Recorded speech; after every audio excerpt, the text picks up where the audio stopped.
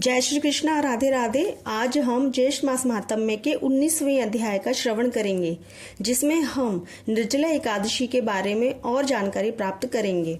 इसके पहले के प्रथम 18 दिन की कथा की वीडियो मैंने मेरे चैनल की प्लेलिस्ट में अपलोड की हुई है, वहां से आप इन कथाओं का श्रवण कर सकते हैं। मैं इस वीडियो के डिस्क्रिप्शन में भी उनके लिंक दे दूंगी, वहां से भी आप इन सभी कथाओं को सुन सकते हैं। ज्येष्ठ मास महात्म्य को सुनने के लिए रोज प्रातः काल यानी ब्रह्म मुहूर्त में उठकर स्नान करके स्वच्छ वस्त्र पहनकर भगवान श्री विष्णु जी का पूजन करना चाहिए और ज्येष्ठ मास महात्म्य की कथा सुननी चाहिए। मैं आपको प्रतिदिन प्रति अध्याय के हिसाब से 30 अध्यायों का श्रवण कराऊंगी। आइए अब कथा का प्रारंभ करते हैं। इसके पिछले अध्याय में हमने सुना था कि भीमसेन जी कहते हैं कि हे तात, आपने जो एकादशी का व्रत और महात्म्य बताया वह मुझ बूढ़ चित्त की समझ में नहीं आया, अतः आप ठीक ठीक बात बताइए। तब व्यास जी कहने लगे कि मैंने जो तुम्हें पहले बताया था वह भी सत्य है, फिर भी इस विषय पर मैं तुम्हें एक इतिहास बताता हूँ। पूर्व काल में कालाज नाम का एक पर्वत था, जिस पर पुलिंद नाम का एक विख्यात धर्मों का ज्ञाता राजा हुआ। उसने द्वारिकापुरी के सामने अपना महान पुर बसाया। एक बार वह राजा अपनी सेना को लेकर विजय यात्रा पर निकला। उसने सभी छोटे बड़े राजाओं को जीतकर बहुत सा धन और कर इकट्ठा कर लिया और जब वह लौट रहा था तो उसके गुप्तचरों ने उससे कहा कि महाराज, यहाँ एक धर्मात्मा और शूरवीर राजा है जिसे आज तक कोई नहीं हरा सका। तब पुलिंद उसके राज्य पर आक्रमण करता है। उस दिन ज्येष्ठ मास की शुक्ल पक्ष की एकादशी होती है। तो उस राज्य का एक नागरिक पुलिंद के सामने हाथ जोड़कर कहता है कि आप हमारे राज्य पर 2 दिन बाद आक्रमण करना। अभी हमारे राजा समस्त प्रजा के साथ एकादशी पूजा में स्थित हैं। वह अभी आपको 2 दिन कुछ नहीं कहेंगे, पर 2 दिन के बाद क्या होगा कोई नहीं बता सकता। अब आगे की कथा इस प्रकार से है।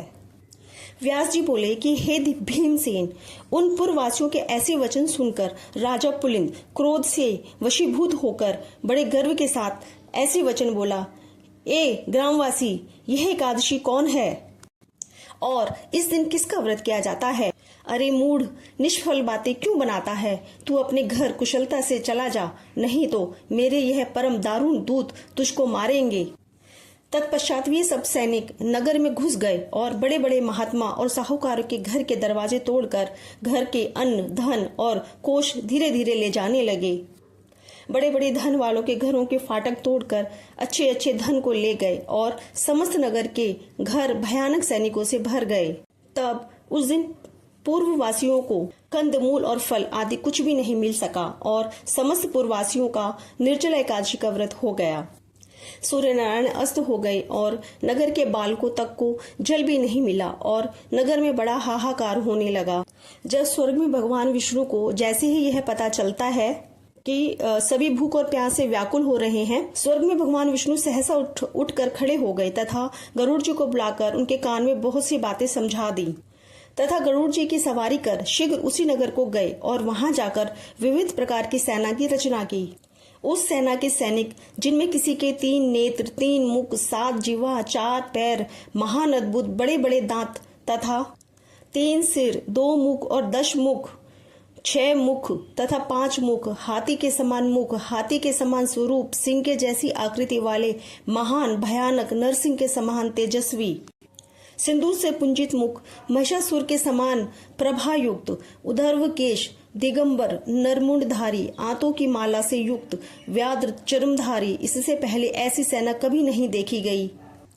ऐसी सेना को सर्वव्यापक प्रभु विष्णु भगवान ने आज्ञा दी कि राज्य में अधम मचाने वाले इस राजा पुलिंद का सेना सहित मेरी आज्ञा से सर्वोदय से पूर्व ही खूब अच्छी तरह से नाश करो, क्योंकि भगवान विष्णु को एकादशी बहुत ज्यादा प्रिय है और राजा पुलिंद ने उस राज्य में एकादशी के दिन विधुन मचाया था। इसलिए भगवान विष्णु को क्रोध आया और उन्होंने पुलिंद की पूरी सेना को खत्म करने की आज्ञा दी। इसलिए भगवान विष्णु की आज्ञा को शिरोधार्य कर वह भगवान विष्णु के सैनिक दल शत्रु सैनिक में घुस गए और शस्त्र प्रहार तथा वध करने लगे, जिससे बड़ा कोलाहल मच गया। कुछ खड़ग से और कुछ खटवांग से वध किए गए और कुछ दांतों से काटे गए। तथा अग्रभाग को कुछ लोग भक्षण कर गए और वीर लोग भाग रहे थे, उनको पैरों से पकड़कर नीचे गिरा दिया गया। इस प्रकार पैदल सेना के बहुत से वीर मार दिए गए और बहुत से खा लिए गए। रथी, घुड़सवार, घोड़ा आदि अत्यंत दांतों से चूर्ण कर दिए जाते हैं। शिविर में आग लगाकर भस्म कर दिया गया और उसका बड़ा प्रकाश हुआ। उस प्रकाश को देखकर सबको बड़ा विस्मय हुआ और कहने लगे कि तुम लोग कौन हो और कहां से आए हो? हम लोगों ने ऐसे वीरों को कहीं पर कभी भी नहीं देखा। अतः उनको मनुष्य न समझकर सैनिक भागने लगे। सैनिकों को भागता देखकर विष्णु सैनिकों ने उनका पीछा कर मार डाला। इस प्रकार पुलिंद के सब सैनिकों को मार डाला गया।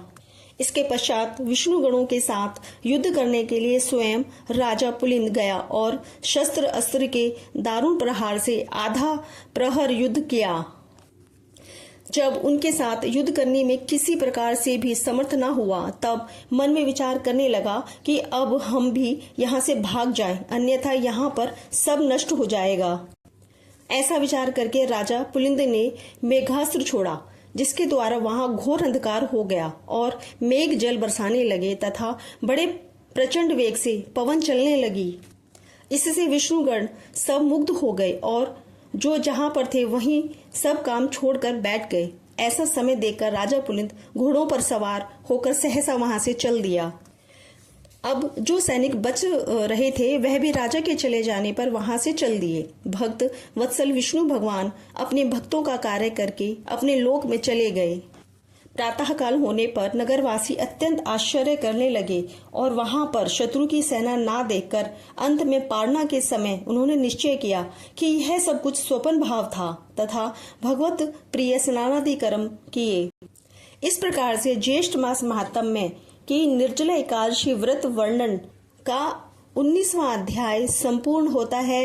जय श्री कृष्णा। राधे राधे।